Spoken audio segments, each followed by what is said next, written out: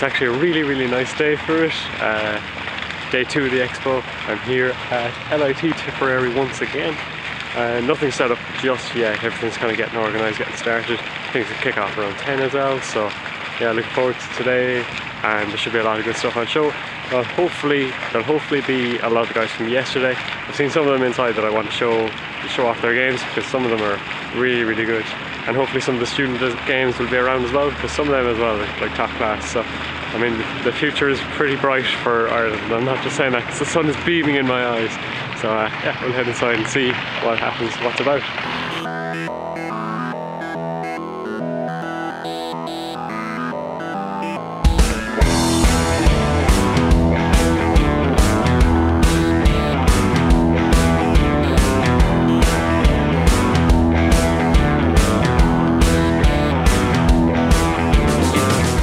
So first up to talk about is a game called P3 from Batcat Games. It's currently available in the Xbox Live Indie Marketplace, so worth checking out definitely. The aim of the game is to stay safe first of all, but also protect this giant glowing nucleus in the centre. And you've all these germs, bacteria trying to attack you in a P3 dish, hence the name. Now unfortunately I don't have any footage of myself playing. I drifted around the screen a bit more than some people did, but I don't have a cameraman just yet, so unfortunately I'm reliant on other people to show off their skills instead of being able to showcase my own talents. This game picked up Best Console Game along with Best in Original Audio and Music, so it's definitely one to look out for in the future. They're hoping to port it to Steam and Direct to Drive, I think they said as well. Don't quote me on that one, I could be wrong unfortunately, but definitely worth checking out on the PC as well. The team is also currently working on a samurai based game out hopefully in the summer, so definitely worth checking out as well. So I really enjoyed this game, I have to say. It's kind of Geometry Wars with a bit more purpose as well, so definitely keep an eye out for it.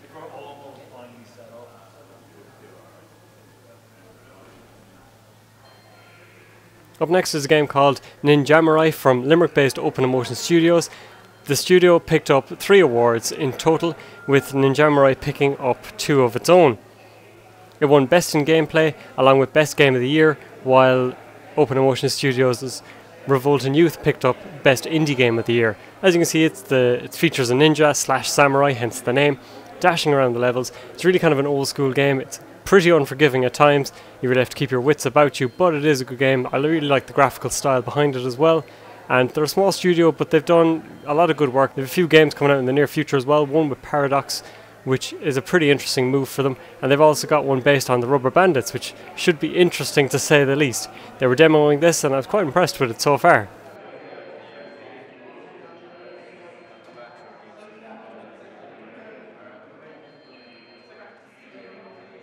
Up next we've got Flip the Switch from Tribal City Interactive, and I have to say this is a really enjoyable game. It's kind of a puzzle game, Angry Birds style with its own little twist, so you're trying to fling these pigs into the switches to get them to flip.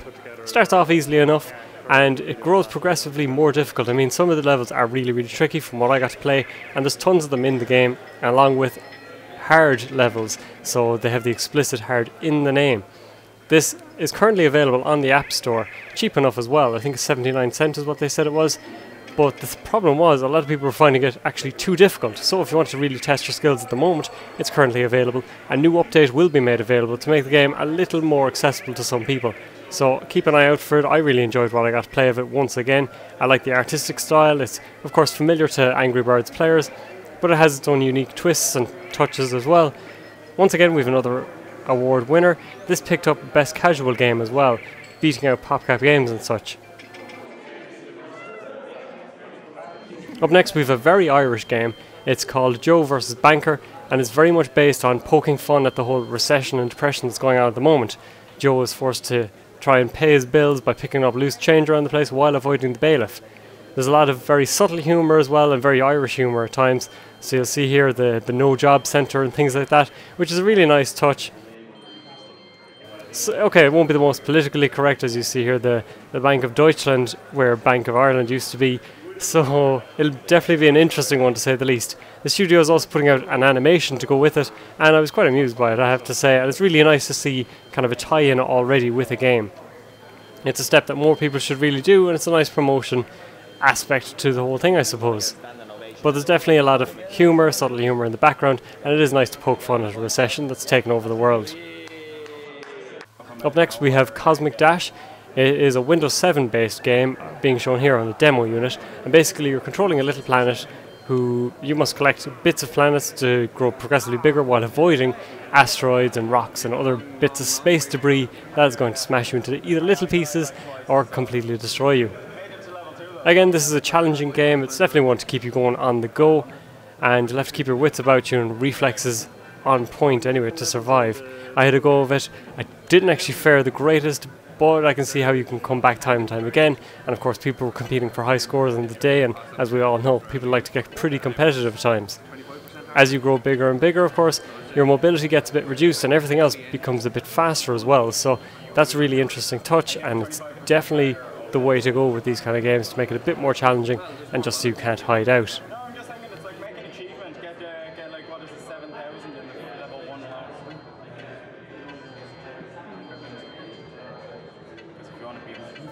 This game I really liked. It's called Spectrum. It's by a group of students, so they won't be doing too much work on it until their college work is finished, which is understandable.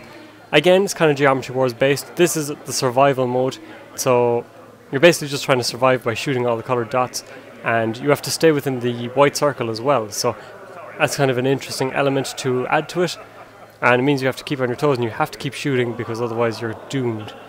The main game itself is going to feature separate colour circles. So I unfortunately didn't get a chance to see that aspect of it, but basically if you're in a red circle, to grow it or keep it expanding, you have to shoot red enemies. If you're in green, you have to shoot green enemies, and so on and so forth.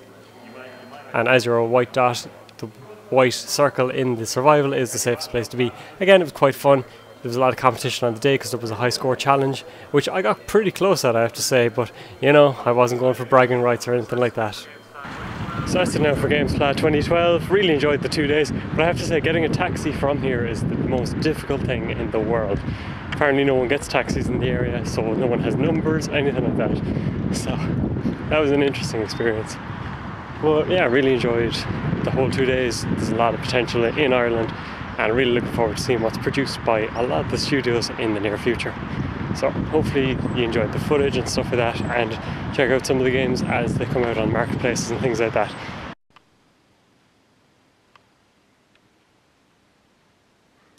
Left alone with just my thoughts in a waiting room in a train station, waiting for the train to arrive. It's almost like that scene from Inception.